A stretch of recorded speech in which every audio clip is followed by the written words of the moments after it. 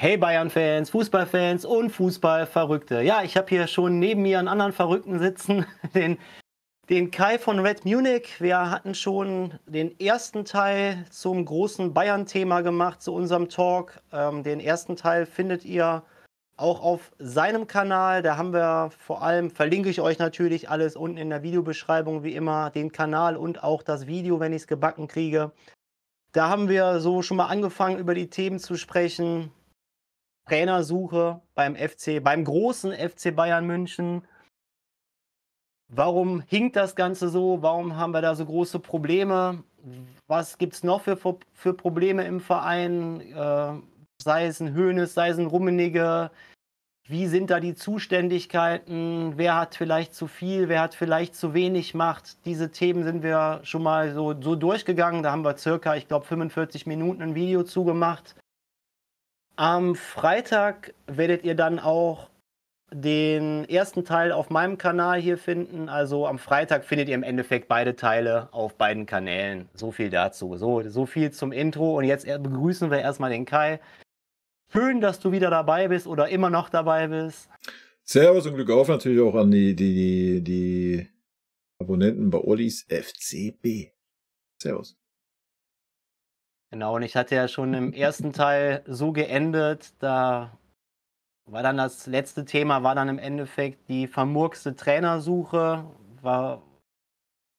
Ja, schaut es euch am besten an, ich brauche das jetzt nicht wiederholen. Und dann kam mir dann so als letztes so die Idee, ja, was ist denn eigentlich, da haben wir darüber gesprochen, wie finden denn diese Gespräche statt, wie ist der Inhalt dieser Gespräche, wer muss sich da von wem nochmal ein Okay holen, muss da nochmal zu einem Hoeneß gegangen werden und so weiter und so fort. Aber nach was suchen wir eigentlich die Trainer aus, die wir dann anfragen? Ist da so ein grüner, wie sagt man, ein roter Faden zu erkennen? Ist da zu erkennen, okay, Bayern München sucht also Trainerprofil XY und die letzten 28 Trainer, die sie angefragt haben, genau dieses Trainerprofil gewesen? Oder sehen wir da vielleicht was komplett anderes? Und da dachte ich mir, da können wir jetzt ja nochmal drüber sprechen.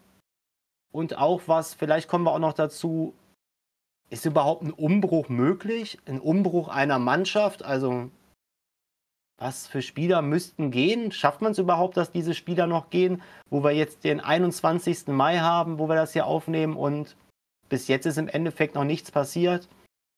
Vielleicht schaffen wir diese Themen mal so ein bisschen zu beleuchten, Kai.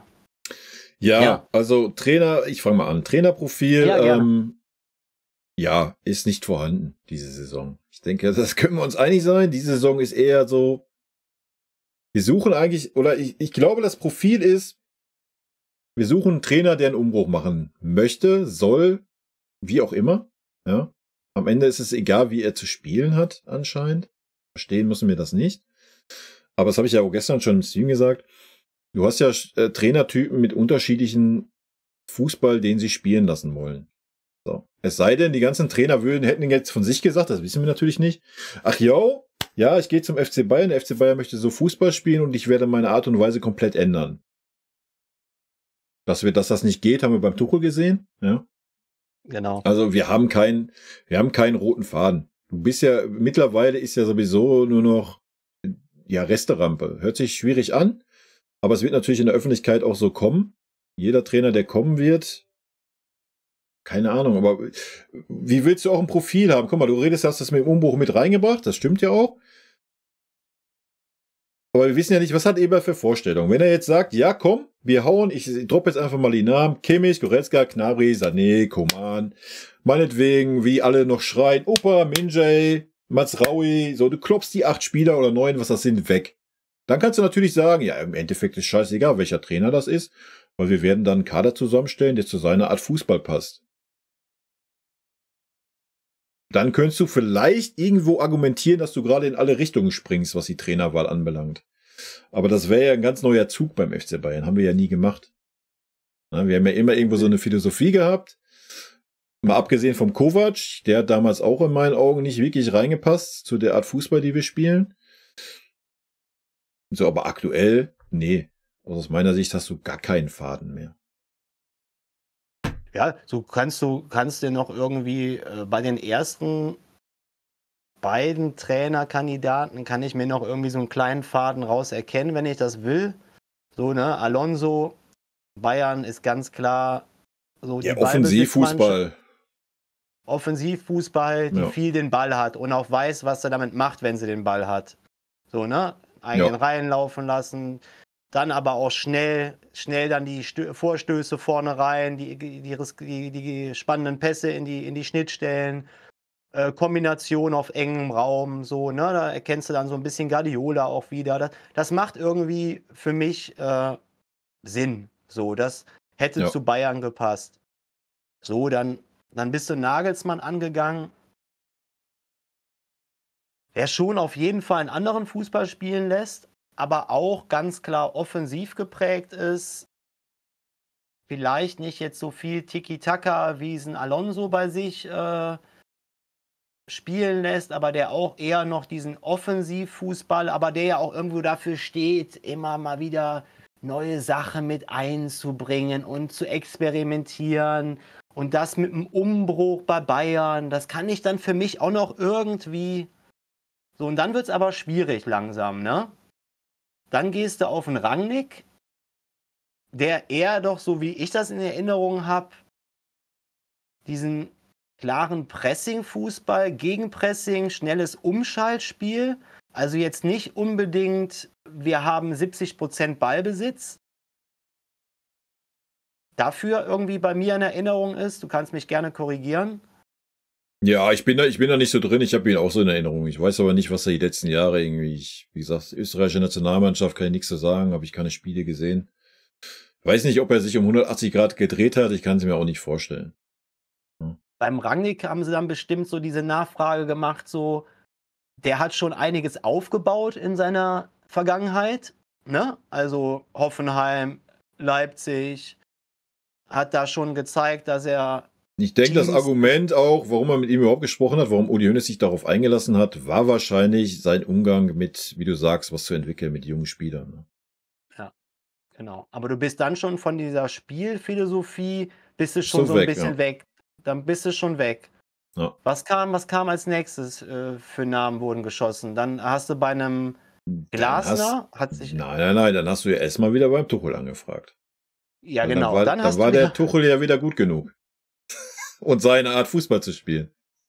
Genau, also im Endeffekt, wir wissen nicht, was wir mit dem Ball machen sollen, wenn wir ihn haben und hoffen eher darauf, auf starke... Nein, wir haben einfach keine Spielphilosophie. Wir stellen uns nur hinten rein. Ja, genau. Das würde er als seine Spielphilosophie ja verkaufen. Ja. Ne? Also Spielphilosophie gegen Arsenal und Real Madrid, ganz klar. Defensiv sicher stehen, durch schnelle Konter, durch unsere ach so tollen Gnabrys und Sanés, schnelle Konter setzen und dann mit Einzelaktionen, wie es ein Davis gemacht hat im Rückspiel, die Tore machen. Real Madrid Rückspiel meine ich jetzt. Das ist... Jetzt muss ich kurz meine Tür zumachen, weil Emily kommt nach Hause. Mach kurz alleine, Alter. Ja, wie der Uli schon sagte, ja, ich habe es ja gerade schon gesagt, also aus meiner Sicht haben wir auch keinen roten Faden. So, Alonso, ja, Nagelsmann kannst du auch vertreten, er war vorher Trainer. Nagelsmann ist natürlich mehr auch ein bisschen auf Gegenpressing aus. Das hat schon auch so ein bisschen Rangnick-Style. Ja, also Rangnick ist eine andere Art von Fußball, Tuchel ist nochmal eine andere Art von Fußball. Das ist ja auch, was ich schon sagte, wir müssten eigentlich erstmal anfangen zu sagen, so, XYZ ist unsere Strategie, diese Art Fußball wollen wir spielen, so wie wir es früher hatten, angefangen mit Van Gaal, der diese Ära eingeleitet hat, die fortgetragen wurde, das haben wir halt nicht mehr. Also ich weiß gerade nicht, weiß nicht, wie es beim Olli aussieht, ich weiß gerade nicht, welche Vorstellungen unser Verein hat. Die wurden ja auch nicht kommuniziert. So, du kannst ja nur gerade versuchen abzuleiten anhand der Trainer, mit denen gesprochen wird, aber dass die mal klar formuliert wurde, zu sagen, ja, wir wollen in Zukunft wieder, keine Ahnung, spektakulären Offensivfußball sehen oder bla bla bla, man muss ja gar nicht so ins Detail gehen, aber dass du überhaupt mal weißt, was der Plan ist. Und dann kannst du danach einen Trainer aussuchen, dann ist auch egal, ob der Trainer Guardiola heißt, De Zerbi oder dein komischer Amori oder Kompanie oder XYZ ist mir am Ende Wurst, solange du siehst, ja, das ist die Philosophie und das ist der passende Trainer dazu, ne? So. Ja, zurzeit, Leute, wollt ihr mir ernsthaft auf den Zeiger gehen? Jetzt will die Katze raus, aber das kennen meine Zuschauer schon, dass ich mal zwischendurch aufstehen muss, weil wieder die Katze rein oder raus will. Ja, so ist das mit Haustieren. Man wird von der Katze beherrscht, ne? Ja, die Katze ist der Chef, falls man mich hören kann schon. So sieht's aus. Hat noch mehr zu sagen als die Frau, die Katze, ich sag's dir. Das ist bei Katzen nun mal so. Nee, es ist gar kein Plan zu erkennen, aber das ist ja auch so ein Thema, was, glaube ich, auch Trainer irgendwann mitkriegen, ne? Es macht ja natürlich schon was mit dir, wenn du weißt, dieser Verein will für diese Art von Fußball spielen, okay, ich passe dazu. Oder, die haben doch eigentlich immer 70% Ballbesitz in der Bundesliga, aber ich spiele auch einen ganz anderen Fußball. Also das ist ja schon auch eine Art und Weise, wie du dann in so Gespräche reingehen willst und einen Trainer überzeugen willst, dass der dazu passt. Passt für mich vorne und hinten nicht zusammen. Und für mich fühlt es sich gerade irgendwie so an, was die Trainersuche angeht. Deutsch muss er sprechen können. Und man sollte irgendwie den Namen kennen. Also Bayern München käme ja jetzt niemals auf die Idee, dass die jetzt irgendwie so ein paar Scouts schon seit ein paar Jahren irgendwo rumlaufen haben und sagen, hör mal zu, in der 3. Liga bei Verein XY, ich kenne mich jetzt mit Drittligavereinen leider nicht so aus, aber bei Verein XY, da fällt uns schon länger folgender Trainer auf, dieser Frank Müller da, der bei SSV Pirmasens da den Trainer macht. Der macht das schon seit 4 Jahren. Die haben jetzt schon 4-mal um den Aufstieg mitgekämpft. Der lässt einen richtig offensiven Ball spielen. Scheiß mal auf Namen. Der hat da ein paar Jungs rausgebracht, die spielen jetzt bei Zweitligist XY, bei Erstligist so und so. Sowas fühle ich gar nicht bei uns. Oder wie ich dann gerne sage, dass du dann, ich habe mir halt ein paar Sachen von ihm angeguckt und darum fühle ich diesen Trainer einfach, darum haue ich den jetzt hier raus. So ein Amorim, der seit Jahren bei Sporting was am entwickeln ist, der eine ganz klare Spielphilosophie seinen Spielern beigebracht hat, ein klares Spielsystem und jeder Spieler auf dem Feld weiß genau, wie er sich zu verhalten hat. Und wenn dann einer ausgewechselt wird, wird diese Position 1:1 übernommen. Und da ist ein Karamba-Fußball nach vorne und trotzdem eine stabile Defensive. Aber auf so einen Trainer kommst du ja anscheinend noch nicht mal als Bayern München. Du fragst dann eher wieder beim Tuchel nach. Und dann ist so ein Trainer dann zum Beispiel wie Amorim, auch wenn sie es bei ihm nicht gemacht haben, ist dann Option 7 oder 8. Und dann wunderst du dich, dass der Trainer nicht sagt, ja, ich komme sofort, ich komme zu Fuß nach München gelaufen. Ja, aber da sind wir ja wieder bei dem Take, dass sie erstmal noch in ihrer Realität leben. Ne? Wie du sagst, sie denken halt immer noch, ja, wir fragen da an und dann kommt er schon, weil wir der FC Bayern sind. Das andere ist, ich glaube, die werden oder wollen das auch gar nicht sich dahinstellen und sagen, wir nehmen jetzt so einen, wie du gerade sagst, zum Beispiel aus der 3. Liga, den keine Sau kennt. So, da hat der Verein gar nicht die Eier für. Ja, weil der Verein müsste sich ja dann endlich mal, was wir die letzten 5 Trainer nicht gemacht haben oder 4 Trainer, hinter den Trainer stellen. Das ist ja nicht passiert. Ja. Man kann ja vom Tuchel halten, was man will, oder auch vom Nagelsmann halten, was man will. Man muss aber fairerweise auch einen Tuchel zugestehen, man hat beide Trainer alleine im Regen stehen lassen. Ancelotti kann es auch damit reinpacken. Ja, sag ich ja, die letzten 4, 5 Trainer. Egal wen. Es war niemals, dass der Verein gesagt hat, pass auf, Mannschaft, Spieler, Thomas Müller, Manuel Neuer, in vorderster Front, in der Front danach Kimmich Goretzka, das ist der Trainer. Wenn ihr den Trainer nicht wollt, wenn ihr nicht beim FC Bayern spielen wollt, weil das der Trainer ist, dann verlasst bitte den Verein. So, der Verein steht an erster Stelle, nicht ihr Spieler. So, das hat man halt versäumt. Ne? Und das wirst du bei uns auch nicht mehr erleben. Wenn dann jetzt ist die Chance, ja. Jetzt ist die Chance zu sagen, aber da sind wir dann wieder, wo wir beim ersten Teil waren, wer soll den Eberl das abnehmen? Der Eberl wird das machen. Der wird sich in der Öffentlichkeit zu dem Trainer stehen, er wird sagen, klar, bla, egal, 3 Niederlagen, egal, das ist unser Trainer, wir wollen was entwickeln, das dauert halt, hin und her, wird 100% passieren, egal wer der Trainer wird. So, aber es interessiert nicht, was er sagt. Wir haben gehört, was der Uli gesagt hat, oder? Ich werde jetzt wieder öfter öffentlich was sagen. Ja, dann ruft er im Dopa an und sagt, So, wir müssen halt erstmal da eine Einheit werden und dann kannst du irgendwann sagen, yo, komm, wir haben jetzt einen Trainer, so, wir als Verein stehen zu diesem Trainer. Egal, was Medien versuchen, dazwischen zu schieben, egal, was irgendwelche, ach so, verdienten Führungsspieler erzählen, so, dann kommst du vielleicht mal auf den grünen Zweig, ja. Und dann ist es egal, ob der Trainer Mourinho heißt, ob das der Trainer von, was weiß ich, Pfuffershausen aus der 3. Liga ist. So, ja. Und klar, dann spielt natürlich auch ein Profil da rein. Wie du sagst, der Verein muss ein Profil im Kopf haben, das wollen wir in Zukunft. Ob das jetzt das ist, was wir die letzten 10 Jahre gesehen haben, drauf geschissen, ja. Ob wir immer noch daran festhalten wollen, 4-2-3-1, Ballbesitz bis zum Abkotzen und keinerlei Torchancen erspielen. Muss ich jetzt persönlich auch nicht haben. Ich hätte jetzt auch kein Problem damit, wenn wir sagen, wir haben nur noch 50% Ballbesitz, lassen den Gegner auch mal den Ball, um dann mal schnell umzuschalten, so wie Tuchel das ja teilweise versucht hat. Nur Tuchel hat es zu extrem gemacht und hat dann vorne keinerlei Ideen gehabt, hat sich auf Einzelaktionen verlassen. Hätte er vorne eine Strategie gehabt, ja? Ja. Dass man sagt, ja, vielleicht gut gegangen. So, wir kommen nicht durch die Mitte. Ja, alles klar. Männer, ich stehe draußen und mach so. 3 Finger. Systemwechsel. Weiß jeder Bescheid. Wir spielen jetzt über die Außen. Wir doppeln die Außen. Sonst was. Wir gehen wir reden immer davon. Wir haben 3 Achter, 2 Achter.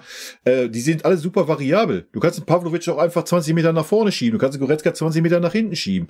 So, das muss aber sein, du zeigst an 3. Bäm, da muss jeder wissen, was zu tun ist. Ja, und dann änderst du mal was. Aber unter Tuchel war es immer ein Stiefel.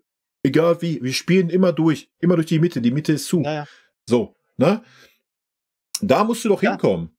Da musst du einfach hinkommen und das muss der Verein entwickeln. Der Verein muss die Vorstellung haben, das wird unser Fußball, sucht danach einen Trainer aus. Aber das Problem ist ja, wir sind keine Einheit im Moment. Also zumindest nach außen hingesehen, ne? Eberl und Freund ist so die eine Ecke, die alles versuchen, die machen, die tun. Und dann hast du die andere Ecke, den Aufsichtsrat. Und dazwischen hast du noch einen Heiner, der dummes Zeug labert und einen Chrissy. So. Also ich finde, erstmal müsste ja ganz klar eine Ansage von einem Eberl kommen. Leute, ihr habt mich hier hingeholt als Sportvorstand. Also das würde ich jetzt erwarten von einem guten Chef.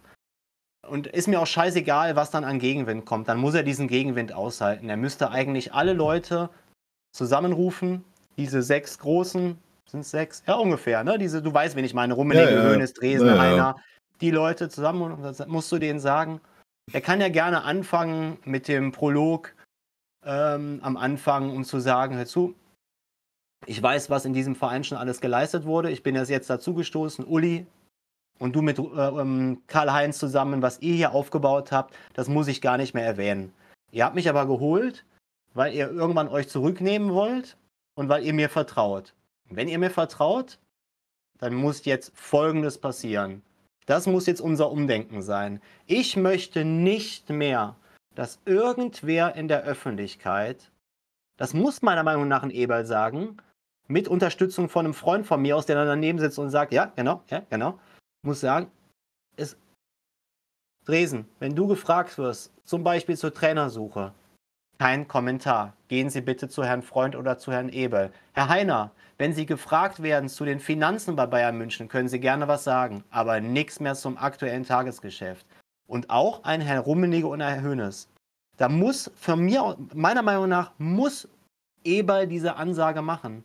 Und wenn er damit scheitert, dann kann er eigentlich schon, das ist jetzt ein harter Take, kann er eigentlich schon, bevor die neue Saison anfängt, die Koffer wieder packen. Weil wenn er das nicht schafft, durchzusetzen, dass jetzt mal für die nächsten 2 Jahre, nehmen wir mal einfach so ein Zeitfenster, mal absolut die Fresse gehalten wird, dass ein Uli sich nicht einen großen Penis dadurch, sich nicht dadurch stark fühlt, weil er wieder irgendwie ihm zugeklatscht wird bei einem FAZ-Interview und er sich da profilieren kann. Darauf muss er klarkommen. Er muss jetzt den Mund halten.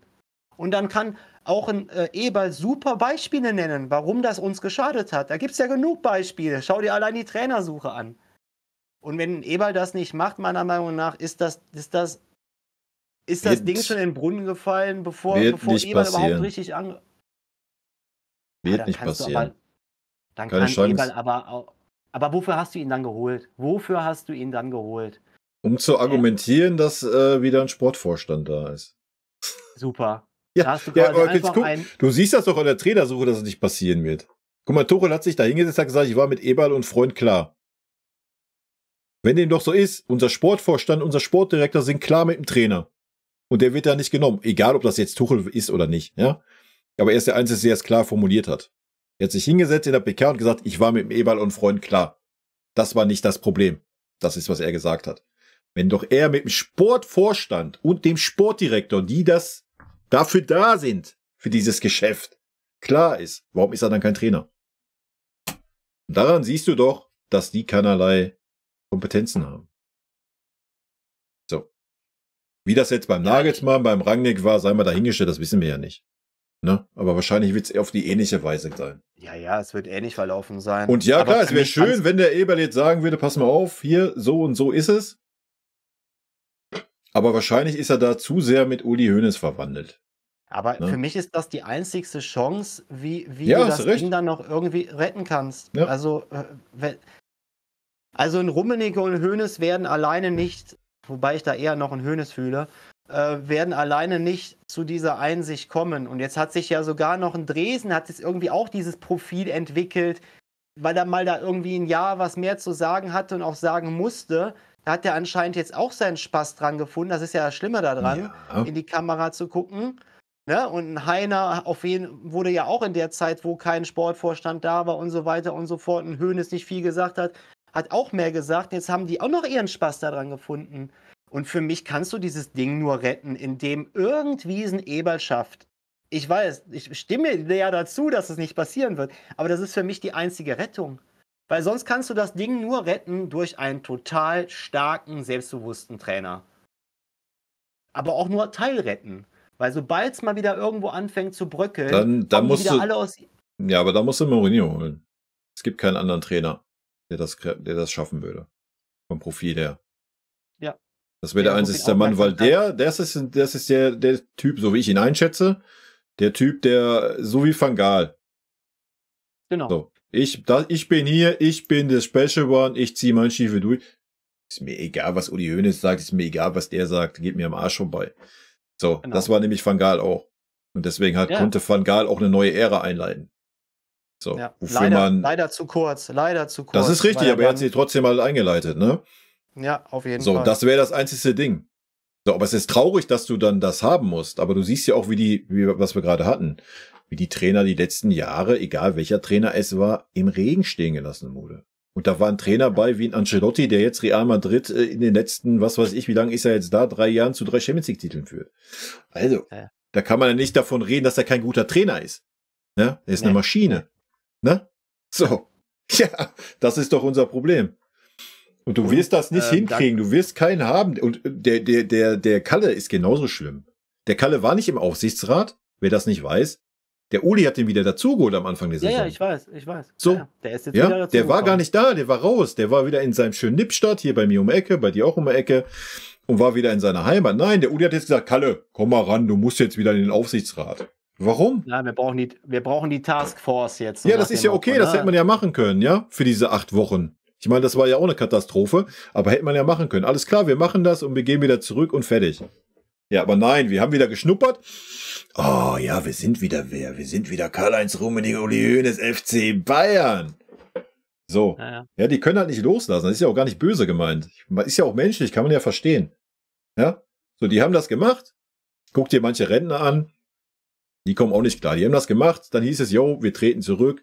So, dann hast du Olli und Bratzo gehabt, die das anscheinend vor die Wand gefahren haben. Das spielt auch noch mit rein. Dann denkt sich so, Olli, scheiße, ist mein Baby und so, ich muss wieder mehr reingehen. Ist ja auch irgendwo menschlich, ne? Ich hole den Kalle wieder zurück, so, wir wuppen das schon. Wie früher, alles. Aber die merken halt nicht, dass es gerade komplett kontraproduktiv ist, ne? Weil dann hättest du dir, wie du sagst, dann hättest du dir den Eberl sparen können. Dann geh wieder dahin, Uli, mach den Sportvorstand, dann ist gut. Dann steht er in der Verantwortung, dann kann er wieder seine Scheiße labern, kann machen und tun, wie er meint und alles ist gut. Muss sich kein Okay holen und Vertragsgespräche über 1-2 Wochen ziehen. Er kann sofort entscheiden, vielleicht kurz mit dem Karl-Heinz abnicken oder nicht und das Ding ist geritzt. Ja, es ist eine absolute Farce. Es ist, und jetzt sind wir dann beim Trainer, wo du auch jetzt auch kein Gefühl mehr hast als Bayern-Fan, wo das Ding jetzt hingeht. Ne? Nee. Wie du schon sagst, Mourinho halte ich fußballerisch jetzt, was er mit seinen Mannschaften vor allem die letzten Jahre hat spielen lassen, gar nichts von. Aber jetzt bin ich schon langsam auch so weit, dass ich sage, ja, vielleicht musst du jetzt so einen Typen holen, der auf das alles scheißt, weil er sich so geil findet und sich noch geiler findet, als die anderen Herren sich geil finden, dass da irgendwie ein Selbstbewusster gegenübersteht. Da sind wir jetzt angekommen, weißt du? Ja. Weil du es ja nicht schaffst, einen jungen Kerl Beispiel war das jetzt ja nur, aus der 3. Liga zu installieren und zu sagen, ja, dieser Fußball, den der da bei Pirmasens spielen lässt, das ist nur ein Beispiel, das ist genau unser Fußball und wir trauen diesem Herrn zu, mit Unterstützung von Eberl und Freund, mit unserer Rückendeckung, die wir jetzt ab jetzt geben, dass er das hinkriegt.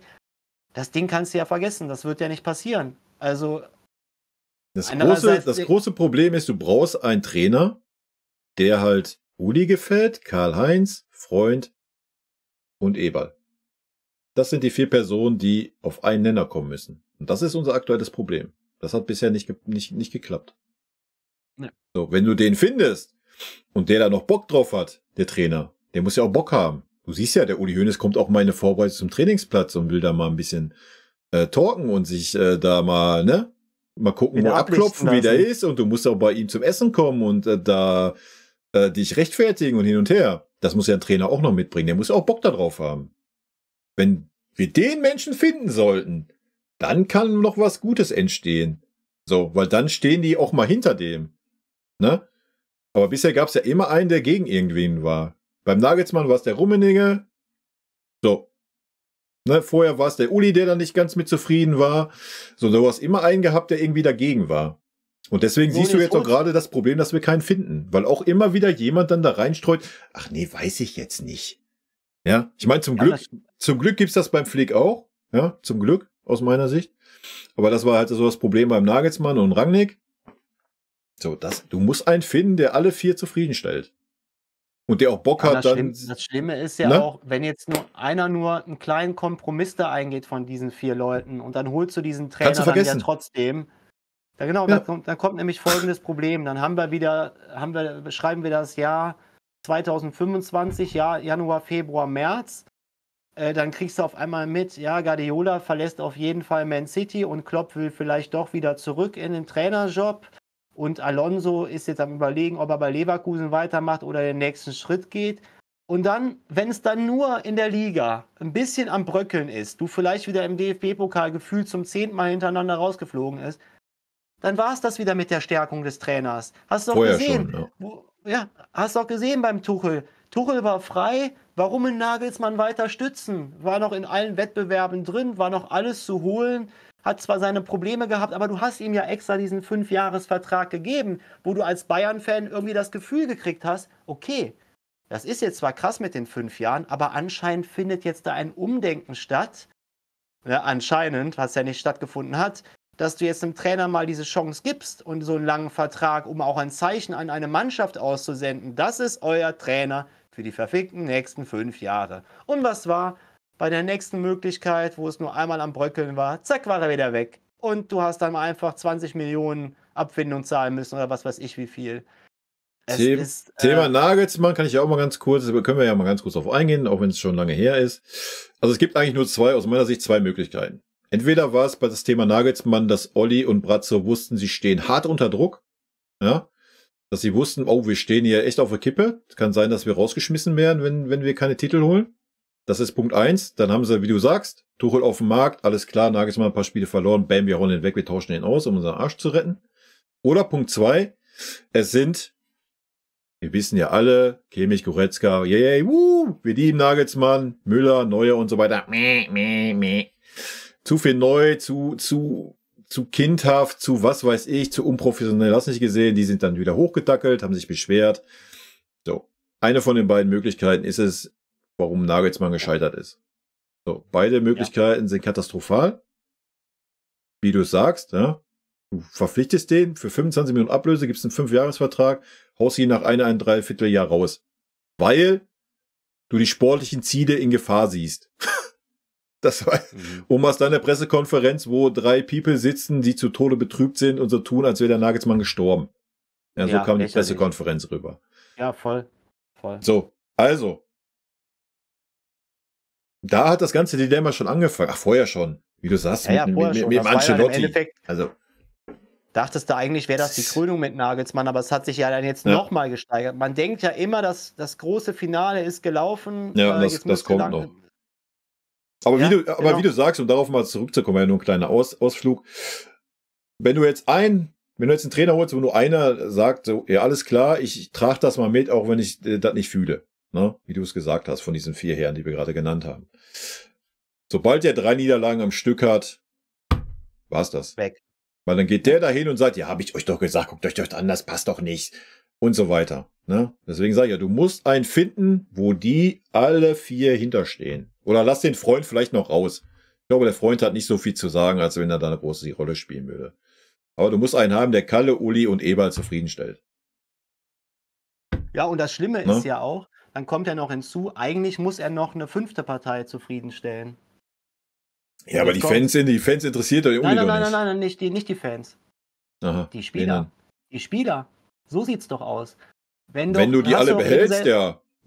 Ja, genau. Wenn weiterhin der Weltklasse-Torwart, der noch nicht mal in Frage gestellt wird in der Nationalmannschaft, Manuel Neuer, Kimmich, der Führungsspieler, Goretzka, der Führungsspieler, Sané, der beste Flügelspieler Europas und Gnabry, der Torschütze gegen Real Madrid. Wenn solche Spieler weiterhin so ein Machtgefühl bei uns haben, ob sie es haben oder nicht, aber anscheinend denken sie ja, dass sie es haben, wird sich da auch nichts ändern.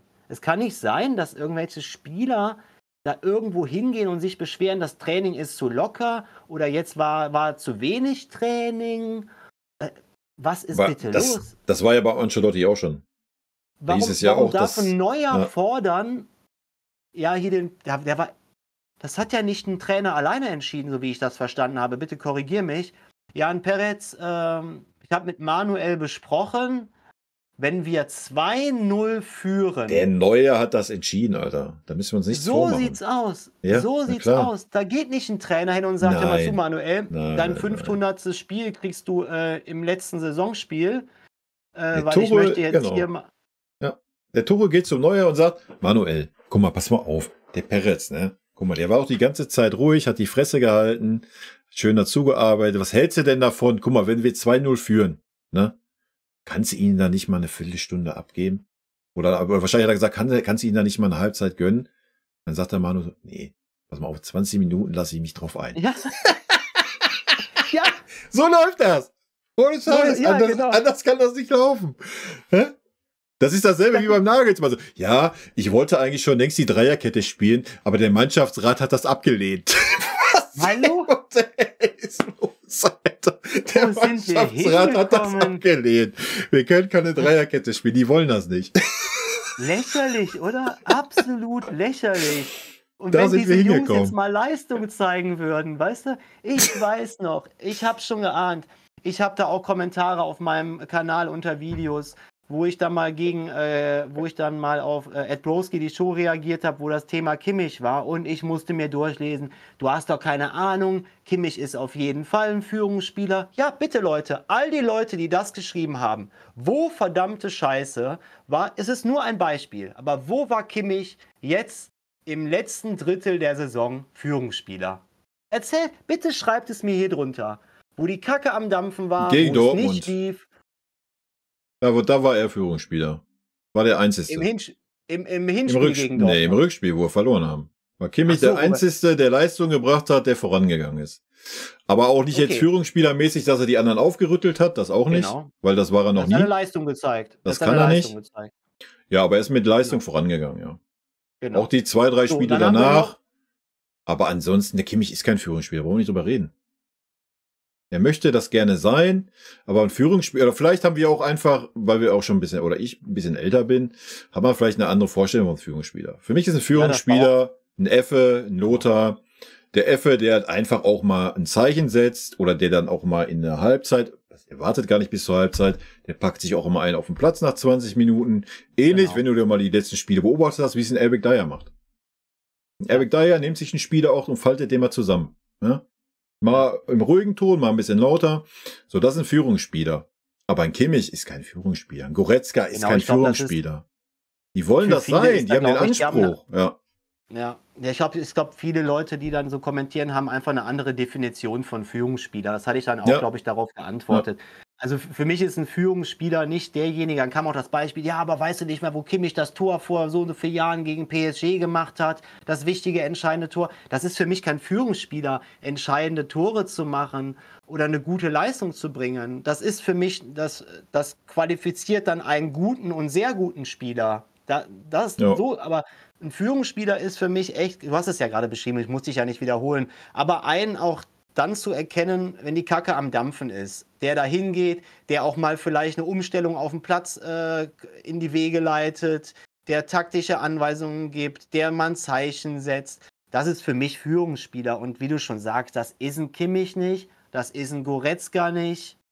Und Es würde ja schon reichen, wenn du mal sehen würdest, dass die bei diesen ganzen Spielen, die wir hatten, ja, dass da nur einer mal die Brust rausgenommen hätte, ob es ein Goretzka ist oder ein Kimmich, und einfach mal den anderen, die standen immer beide auf dem Feld, einfach nur mal den anderen schon mal mit ins Boot genommen hätte und hätte gesagt, komm, Leon, was ist los? Komm hier, wir müssen die anderen mal pushen. Wir sind hier seit 9 Jahren und wollen die Führungsspieler sein. So, wir müssen Zeichen setzen. So, kommt ja nicht. Kommt ja nicht von denen. Die ergeben sich. Nein. Die tauchen ab. Und dann sticht irgendein Jugendspieler wie ein Tell oder sowas, der eingewechselt wird, oder ein Saragossa in den Spielen, der sticht dann heraus, weil er 10 Minuten gute Leistung bringt. Ja. So, wir haben keinen Führungsspieler auf dem Feld. Dann wird geschrieben, ja, aber Manuel Neuer ist ein Führungsspieler. Wo ist Manuel Neuer? Der ist gar nichts, gar nichts mehr, der Mann. Das ist ein absoluter Witz, wenn ich solche Takes lese, ne? Ich weiß auch nicht, was der Kapitän ist bei uns. Nee, das habe ich aber noch nie verstanden. Das habe ich aber schon vor Jahren gesagt. Da hatte ich doch noch keinen YouTube-Kanal. Können Sie mir jetzt alle sagen, ja, das sagst du jetzt nur so? Nein, das war für mich noch nie ein Führungsspieler. Wo hat Neuer sich bitte diese Saison mal vor das Mikro gestellt, nach einem Scheißspiel? Den siehst du immer nur nach guten Spielen. Na, wenn Guck überhaupt. dir an, das ist ja auch immer dein super Beispiel. Wer geht denn da zu den Fans nach dem Spiel hin, wenn wir Scheiße gespielt haben? Gehen da die Führungsspieler vor? Nee, da gehen die Tell und Saragossa. Die gehen alle weg. Die gehen alle weg. Na klar, gehen die alle weg. Natürlich, weil sie Angst vor Kritik haben, weil sie sind ja die Großen, die wissen ja, wie es läuft. Die haben es nicht nötig. Solange sich das auch nicht ändert, diese Zusammenstellung da auch. Und da hast du recht. Ich weiß noch, wie er gelobt worden ist. Dann ist er, fühle den auch gar nicht in der Mitte, ne? Das weißt du ja. Dann wurde er als rechter Verteidiger gesetzt, so dann hat er da 2, 3 Spiele gebraucht. Ist ja okay, muss sich ja auch erstmal wieder an die Position gewöhnen, kann ich total also fühle ich auch als ehemaliger Fußballspieler, kann ich das nachempfinden. So, und dann jetzt kommen wir wieder zu dem kuriosesten Ding, was so in der heutigen Zeit sowas von reinpasst. Dann macht ein Spieler 3 gute Spiele oder 4 oder 5 und wir reden jetzt nicht von Weltklasse. Nee. Und er wird wieder als der Weltklasse rechter Verteidiger bezeichnet. Es ist so krass. Es ist so krass. Und er ist im Endeffekt ja nur positiv aufgefallen, weil er vorne in den Spielen, wo er dann gut war, sehr gut war vielleicht, vorne mal ein bisschen Akzente gesetzt hat. Dann kam auf einmal eine Flanke rein. Aber sobald Druck auf den Jungen ausgeübt wird... Hast du ja gesehen, in Real. Abgetaucht. Ja. War doch jetzt im letzten Spiel auch gegen Hoffenheim, wo er sich da wieder auf Außen fallen lässt. Und da, wo wir das Gegentor doch sogar kriegen. Wo er dann beim Einwurf, Hallo, ja genau, wo der Einwurf und wo er vorher leicht gedrückt worden ist. Ja, da muss er erstmal diskutieren. Das ist Majestätsbeleidigung. Genau. Und jetzt nehmen wir das Beispiel Javi Martinez. Ja, genau. Hast du den einmal lamentieren sehen mit irgendeinem Schiedsrichter oder Junge, der hat gefoult oder wurde gefoult, ist aufgestanden, hat sich umgedreht, weitergespielt. Genau. So, keinerlei Allüren. Diese Spiele haben alle Allüren. Ja, das war das beste Beispiel, dieses Spiel. Der schmeißt sich auf den Boden und denkt so, ich krieg den Pfiff nicht. Oh, wie ein Rohrspatz. Was macht der Gegner? Der wirft einfach den Einwurf, spielt weiter, schießt das Tor. Wow. Ja. Und das soll ein Führungsspieler sein? Aber Neuer genau das Gleiche. Schau dir bitte das Gegentor an, was wir jetzt gekriegt haben, wo Neuer, er hat ja mehrere Tore 3 verursacht, Stück. Aber das erste, wo er den Pass spielen möchte, diesen 4-Meter-Pass auf Eric Dyer. Auf Dyer, der kommt nicht an, dann passiert ja das Tor daraus, dann ist er danach am Diskutieren. Anstatt der einfach sofort seine Hand hebt, also das kennt man ja auch selber vom Fußball, wenn man Scheiße gemacht hat, dass man den hier macht. Leute, das ist ja dann dieses Drehen, wo man dann kurz den Kopf so senkt und sich entschuldigt. Das siehst du bei dem nicht. Der fängt dann mit seinen Mitspielern an zu diskutieren, wo ich mir denke, Fehler woanders suchen. Immer schön den Fehler woanders suchen. Ja. Immer schön den Fehler woanders suchen. Das ist unser Problem, Hauptproblem. Und darum sind das alles keine Führungsspieler. Darum müssen auch mehr von den Spielern ausgetauscht werden, als man denkt. Nur, wenn du jetzt schon wieder guckst, dass du ja keinen Plan hast, was für ein Trainer kommt, es wird ja darauf hinauslaufen, damit irgendwie noch ein Gerüst zusammenbleibt. Ein Trainer kann gerade kein Gerüst bauen, wirst du diese Spieler behalten müssen, weil sonst bricht ja alles zusammen. Das bricht ja alles zusammen. Das hast du ja gar keinen mehr. Da kann man drüber streiten. Also ich glaube nicht, dass du die Spieler behalten musst. Bin ich ganz ehrlich. Also wenn wir jetzt mal runterbrechen, so, Innenverteidigung sollte stehen. Ja, du hast einen De Ligt, du hast einen Dyer. Anderen beiden lassen wir außen vor. Ja. Kannst du darüber diskutieren, ob du da einen von behältst oder nicht. So, fangen wir zentral im Mittelfeld, hast du einen Pavlovic. Musst halt die Eier haben, auf ihn zu setzen. Klar, er ist kein Sechser. Wenn du mit einem defensiven Sechser spielen willst, brauchst du noch jemanden. Aber du hast doch schon mal jemanden, der da reinpasst. Eine Position weiter vor hast du Musiala. So, du musst einfach wieder, unter Tuchel hat er super stark abgebaut, brauchen wir nicht drüber reden. Er braucht wieder ein bisschen Selbstvertrauen, aber er hat selber gesagt, er möchte mehr Verantwortung übernehmen. Zack, hast du den nächsten, der eine Achse bildet. Vorne hast du Harry Kane, der über jeden Zweifel erhaben ist. Ja, und du kannst einem Harry Kane auch einfach mal mehr Verantwortung geben und im schlimmsten Fall ihm auch einfach die Binde geben. So, gib ihm die Binde für die nächsten 2 Jahre und gut ist. Ja, klar, du kannst auch in De Ligt die Binde geben. Ja, genau. Aber wenn du gerade jetzt vom Umbruch redest, macht es vielleicht Sinn, nochmal so einen erfahrenen alten Sack die Binde zu geben. So, dann hast du ein Gerüst da stehen. Du hast einen Tell, der schon länger da ist. Kannst du jetzt nicht als Gerüst sehen, aber du hast schon mal eine Achse da stehen. Ja, Torwart ist natürlich so eine Sache, ja, da wird es wild werden, weil Manuel Neuer, du wirst Manuel Neuer niemals die Binde wegnehmen können. Das ist so lächerlich. Ja. Du hast das schon gesehen, wo ihm der Torwarttrainer weggenommen wurde, wie er gesagt hat, dass ihm das Herz vom Verein rausgerissen wurde. Allein dafür hättest du ihn schon auf die Tribüne verbannen müssen. So eine Aussage, als Kapitän dieser Mannschaft. Vor was haben die denn Angst beim Neuer? Dass er sagt, ich höre jetzt auf? Ja, dann bitte, dann hör auf. Keine Ahnung. Guck mal, wir kommen ja von einer Baustelle in die andere, ne? Da siehst du mal, wie viele Baustellen wir haben. Du musst dir mal vorstellen, dass du überhaupt so einem Neuer so hinterher wimmelst.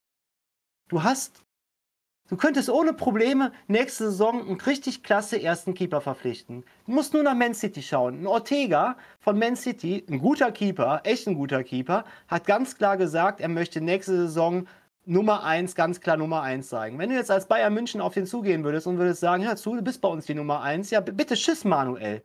Aber das machst du ja nicht als Bayern München. Du müsstest ihn aber auch erstmal dann verkaufen, ne? Weil Ortega wird das ja auch nicht glauben. Wie viele Spieler haben wir verpflichtet und gesagt, ja, alles klar, du bist der neue Mann. Wir setzen auf dich. Rhein Gravenberg, das letzte Beispiel. Wir setzen auf dich. Was wurde gemacht? Der wurde auf der Bank verschimmelt gelassen.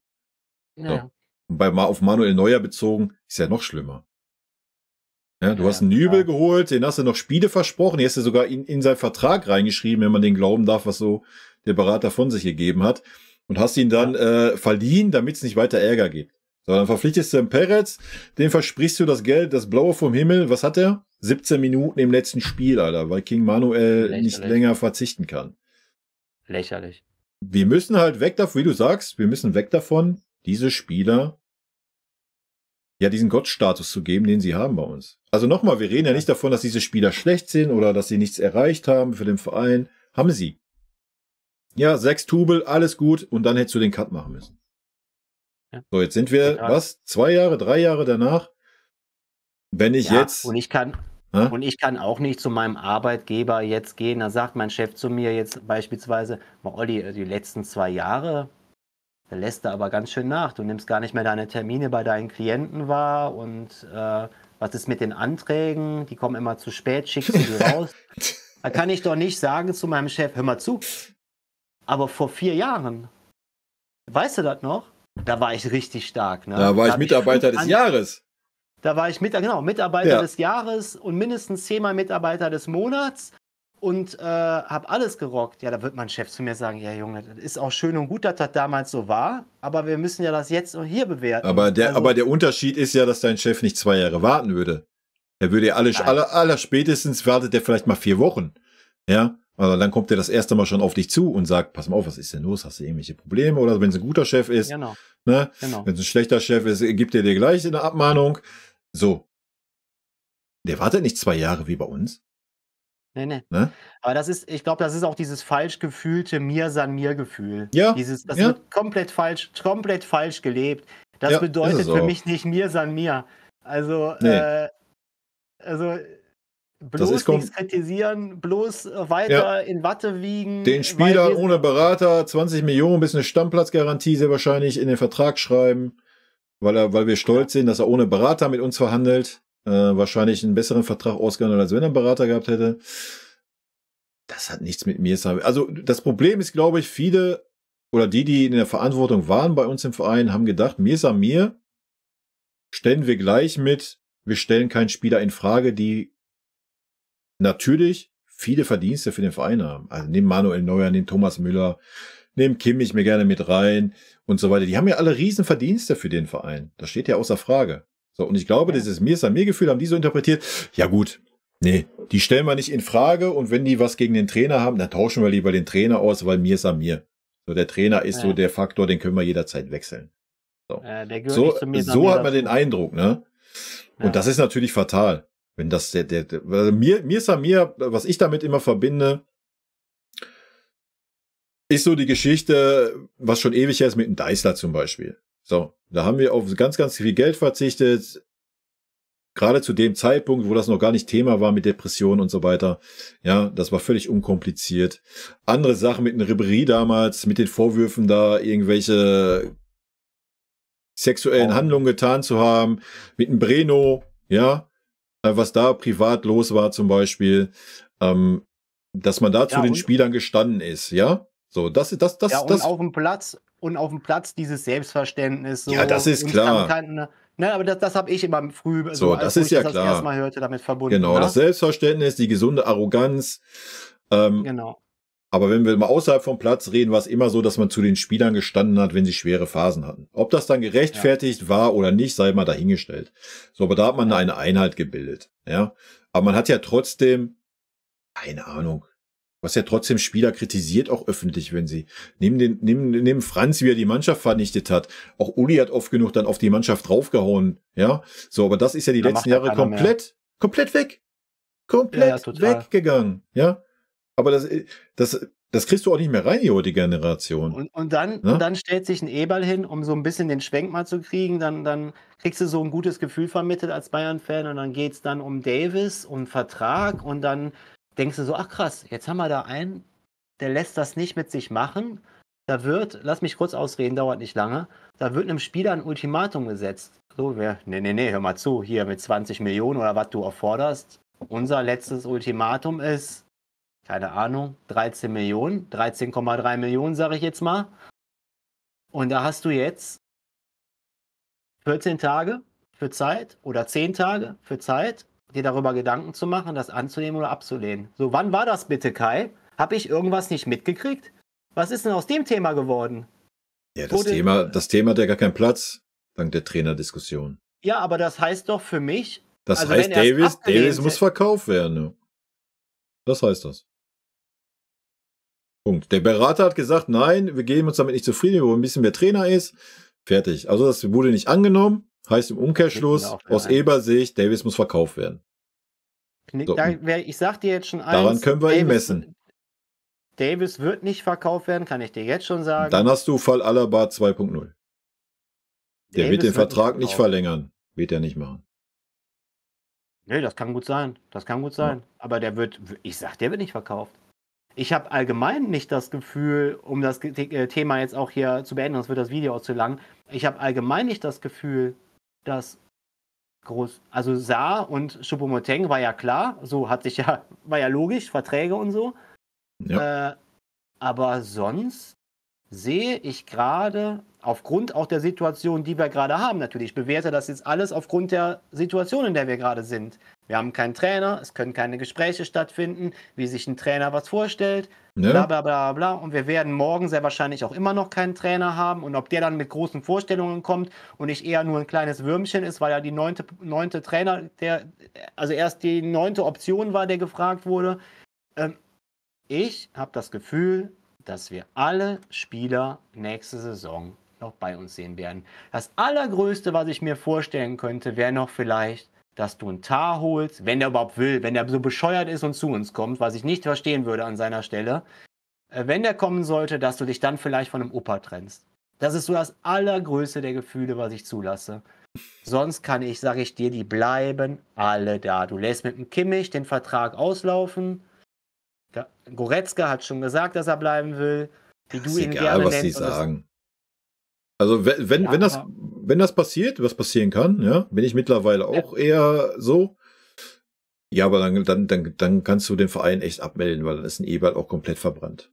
Weil Eberl hat sich öffentlich dahingestellt, hat gesagt, jetzt, Männer, vor 3 Monaten oder was, jetzt, die Leute müssen jetzt zeigen, dass sie den FC Bayern im Herzen haben, dass sie für den FC Bayern ackern, dass sie sich für den FC Bayern den Arsch aufreißen.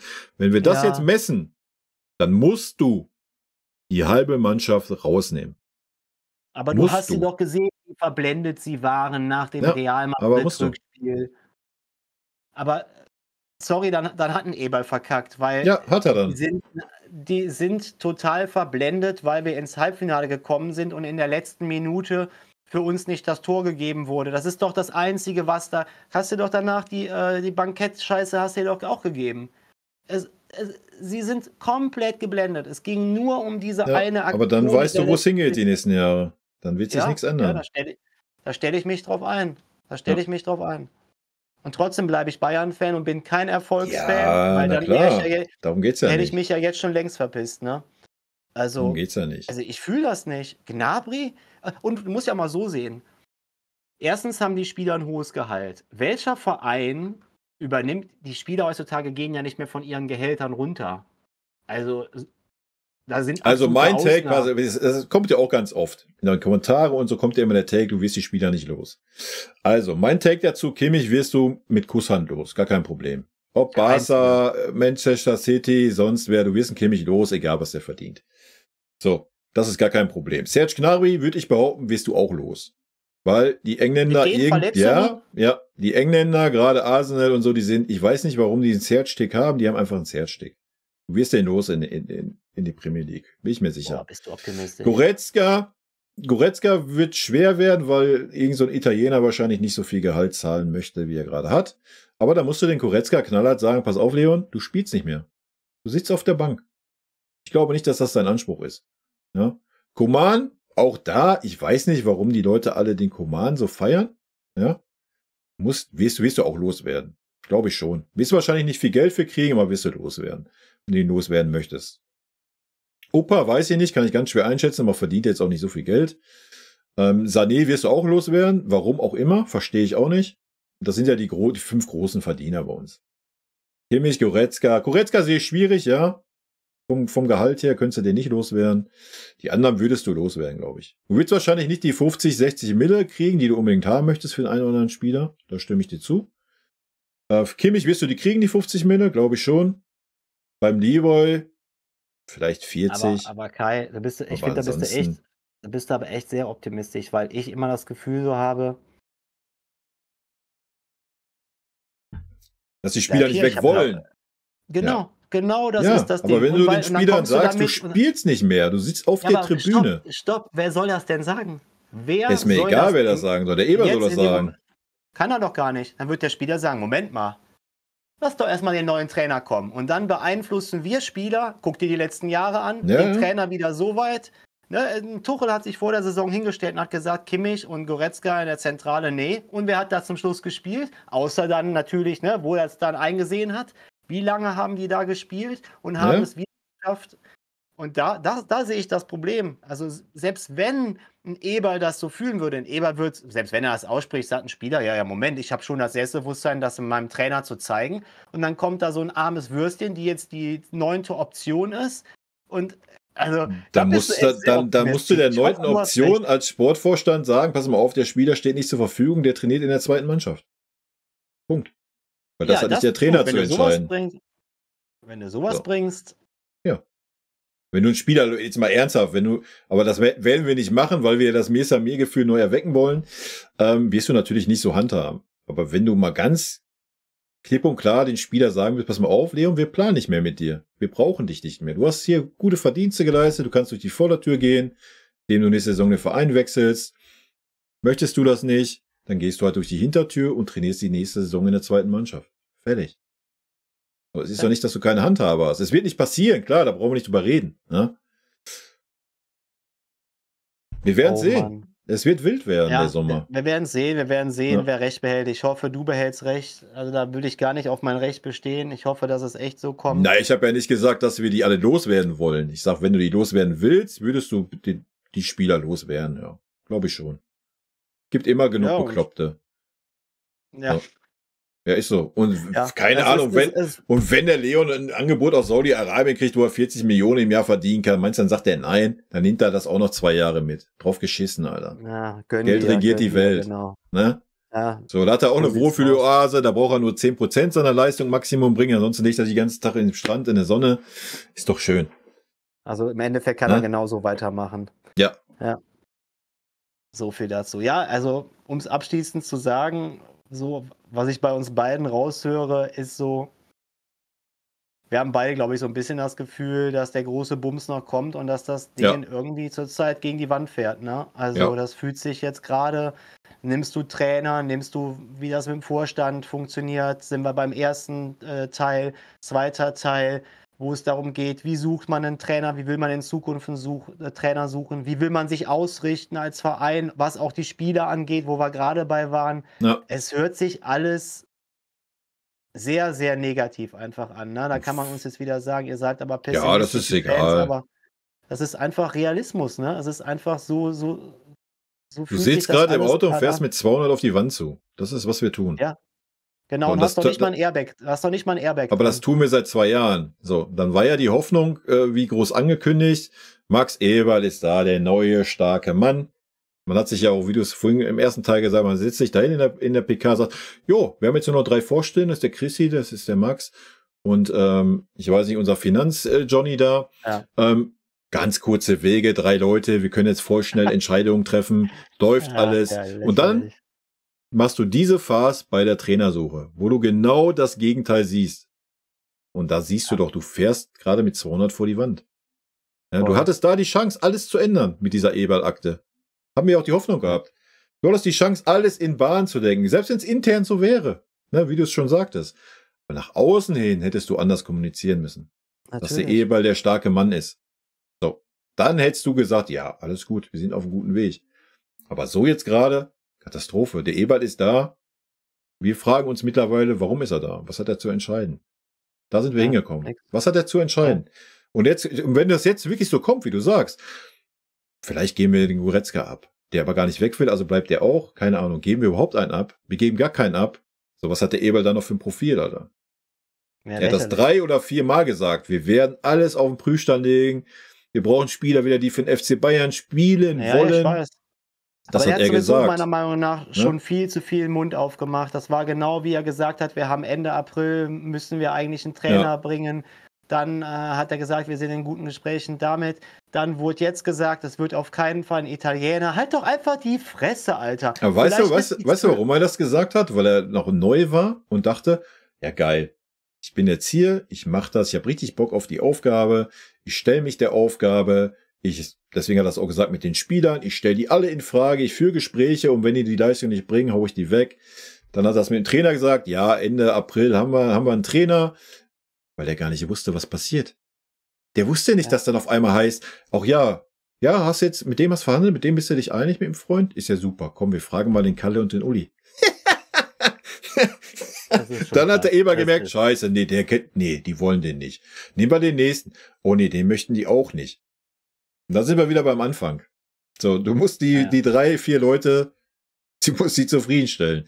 Und bei der Spielergeschichte wird das nicht anders aussehen. Dann wird entweder der Uli sagen oder der Kalle, oh nee, den Kimmich behalten wir aber. Und schon ist das Thema durch. Ne? Oder Leroy sagt, nee, noch schlimmer. Wir behalten den Leroy, weil er, was? Weil er seit 5 Monaten, nach 5 Monaten mal wieder ein Tor geschossen hat? Verlängern wir den Vertrag, Hammer, ne? Oder was? Hammer. Und der kriegt dann auch noch, dann ist er jetzt schon so weit, dass ein Tuchel sich hinstellt, werbe ich jetzt nicht Tuchel vor, damit nur ein Thema anzusprechen. Ja, und mit Nagelsmann müssen wir schauen, was der Nagelsmann dem Leroy zugesteht. Zugesteht. Und ich mir denke, wo sind wir eigentlich angekommen? Ist der Messi und macht 40 Tore die Bude, dass er sich das vielleicht noch irgendwo rausnehmen könnte? Das ist unglaublich. Das Einzige, was du hoffen kannst, ist wirklich, dass der Tuchel nach Manchester United geht und wirklich so verliebt in den Lieber ist und uns den für 40 Mille abnimmt. Das wäre grandios. Glaube ich aber nicht dran. Der weiß auch, der ist da nur verletzt, den brauche ich nicht. Junge. Unglaublich. Ja, die Sané-Phase ist ja, da brauchst du gar nicht mit anfangen. Ey, das brauchst du allgemein. Also dieses Alleinstellungsmerkmal. Machen wir nicht mehr auf.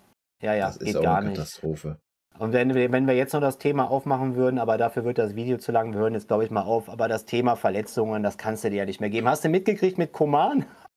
Ja. Ja, wie gesagt, die musst du abgeben. Sorry. Es tut mir leid für den King, aber es geht nicht mehr.